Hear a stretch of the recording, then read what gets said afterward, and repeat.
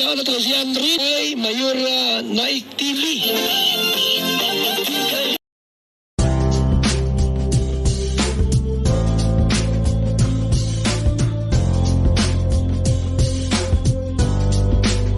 Tinuldukan na ang ugnayan nila ni Erica. Muli isang mapagpalang araw po ang nagbabalik ang inyong lingkod Mayora Naik Channel. Bago ang lahat huwag po nating kalimutang suportahan ang ama ng Kailan Gap Kuya Val Santos Matubang Ate Edna Vlog. Kailan Gap Rab. Shout out din sa kapwa ko OFW, ingat mga kababayan. And for today's video ay yun na nga mga Kailan Gap. Erica ayaw na di umano magpahatid at sundo kay Kailan Gap Edo.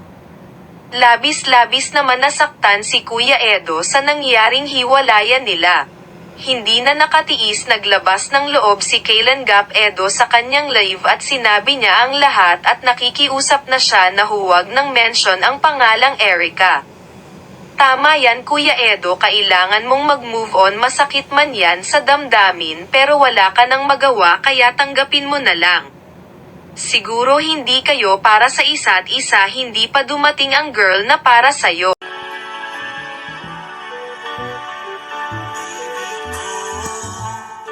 Kumusta ka na? Ako ba iniisip mo pa?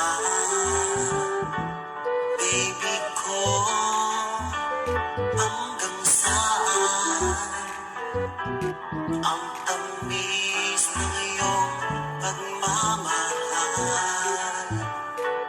Ako ba'y iyong mahihintay